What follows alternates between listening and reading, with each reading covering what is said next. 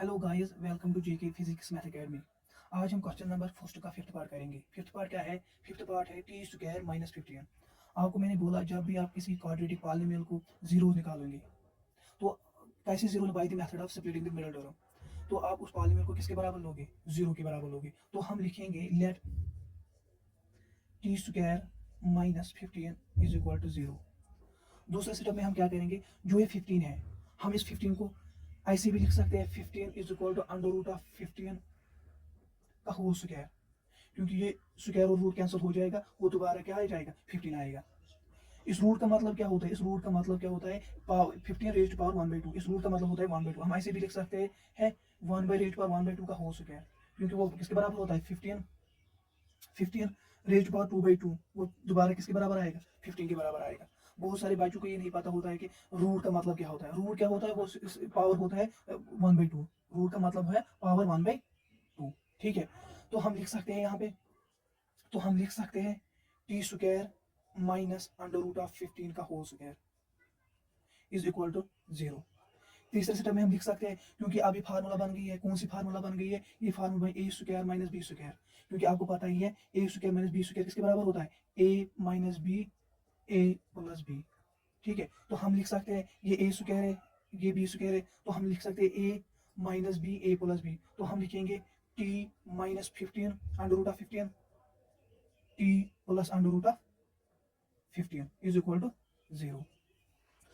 अब क्या करेंगे? अब जो ये दो टर्म्स आए, कौन? T minus under root of 15 t plus under root of 15, इनको हम अलग अलग किसके बराबर लेंगे? जीरो के बराबर लेंगे। ठीक है, तो हम लिखेंगे which implies either T minus under root of 15 is equal to zero और T plus under root of 15 is equal to zero.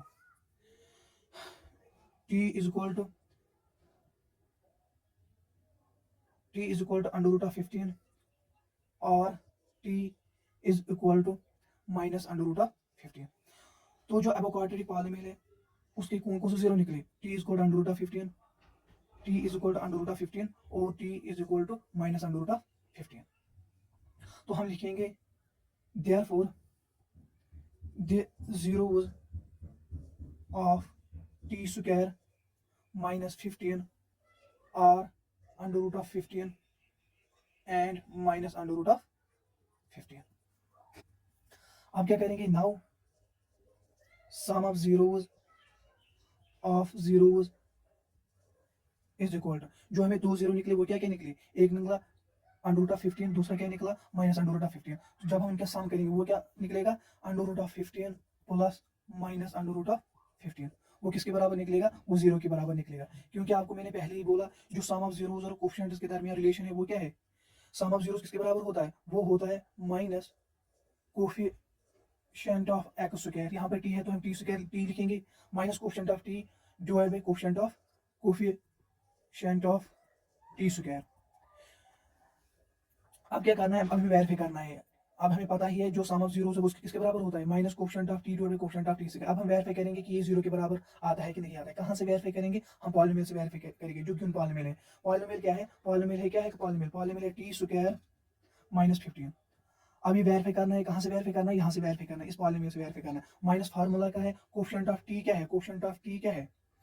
Coefficient of T क्या है? यहाँ पे टी की टर्म है ही नहीं, तो कोफिशिएंट क्या होगा? उसका जीरो होगा।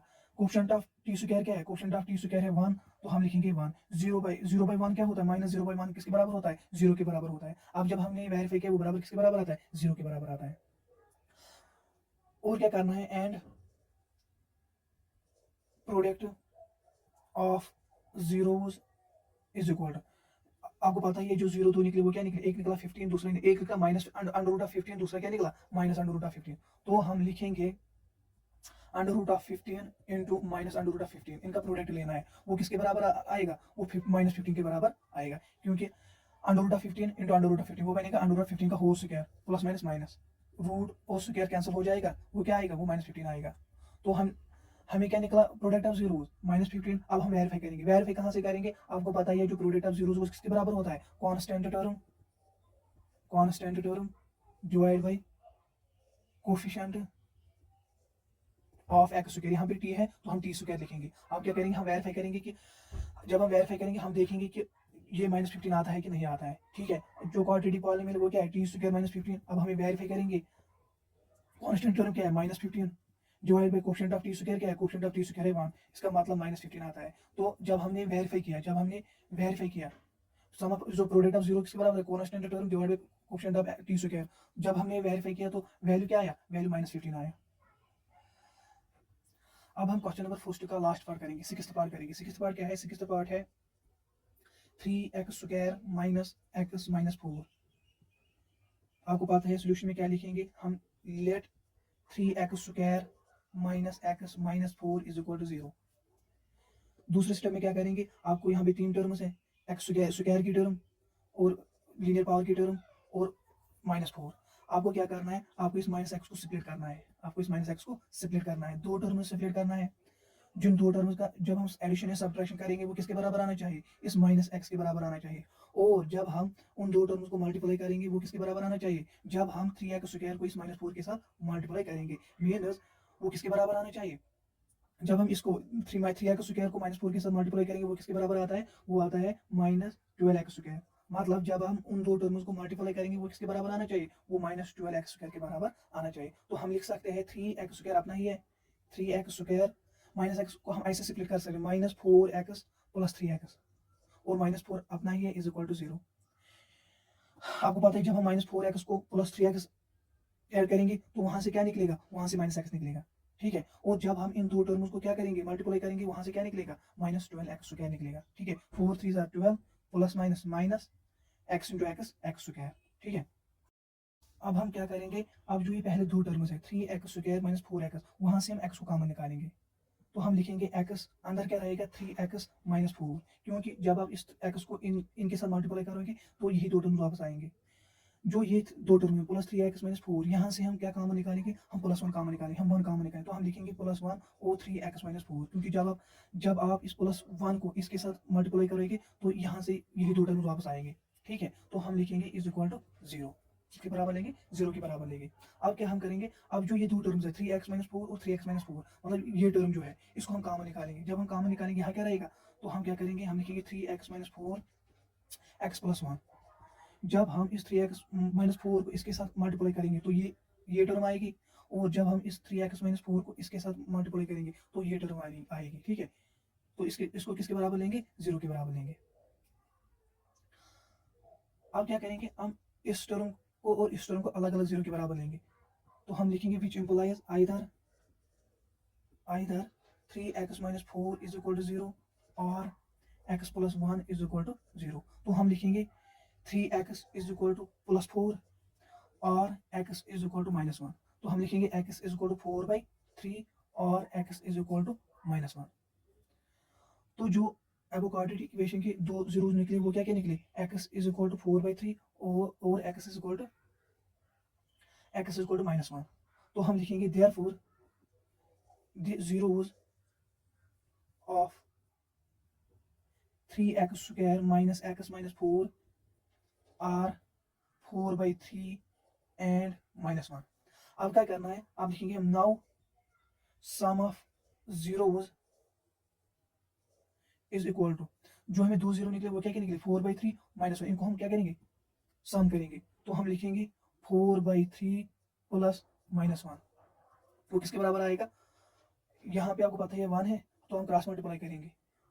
तो हम लिखेंगे 4 - 3 डिवाइड बाई 3, वो क्या आएगा, वो 1/3 आएगा, ठीक है। अब क्या करेंगे, अब वेरीफाई करेंगे। आपको मैंने बोला है जो सम ऑफ जीरो वो किसके बराबर होता है, minus coefficient of x divide by coefficient of x²। अब वो वेरीफाई करना है, कहाँ से वेरीफाई करना है, क्वाड्रेटिक पॉलीनोमियल से वेरीफाई करना है। तो हम देखेंगे is equal to minus coefficient of x divide by coefficient of x²। अब क्या करेंगे, अब हम इसको क्वाड्रेटिक पॉलीनोमियल से वेरीफाई करेंगे, फिर देखेंगे 1/3 आता है कि नहीं आता है। क्वाड्रेटिक पॉलीनोमियल क्या है, 3x² माइनस x माइनस 4। जब हमें वेरीफाई करेंगे माइनस फार्मूला का ही है, कोएफिशिएंट ऑफ x क्या है -1 divide by coefficient of x² क्या है 3, माइनस माइनस प्लस 1/3 आएगा। इसका मतलब जब हमने वेरीफाई किया तो वैल्यू क्या आया 1/3, ठीक है। अब क्या करेंगे, अब लिखेंगे and product of zeros is equal to, जब हम जो जीरोस दो निकले वो क्या क्या है 4/3 और -1। अब हम इनको प्रोडक्ट करेंगे, फिर देखेंगे वहां से क्या आएगा। 4/3 इंटू -1। जब हम इसको प्रोडक्ट करेंगे ये क्या निकलेगा, -4/3। आपको पता है जो प्रोडक्ट ऑफ जीरो है वो किसके बराबर होता है, वो किसके बराबर होता है, constant term divide by coefficient of x square. अब क्या हम करेंगे, अब हम वेरीफाई करेंगे, कहाँ से वेरीफाई करेंगे, क्वाड्रेटिक पॉलीनोमियल से वेरीफाई करेंगे, फिर देखेंगे -4/3 आंसर आता है कि नहीं आता है। तो क्वाड्रेटिक पॉलीनोमियल क्या है, 3x² माइनस एक्स माइनस 4। अब हमें वेरीफाई करेंगे ये किसके बराबर है, कांस्टेंट टर्म क्या है यहाँ पे -4 और कोफिशिएंट ऑफ एक्स स्क्वायर क्या है 3, -4/3 आंसर क्या है -4/3। मुझे उम्मीद है अब आपको समझ में आया होगा कि हम क्वाड्रेटिक पॉलीनोमियल को जीरो कैसे निकालें by the method of splitting the middle term.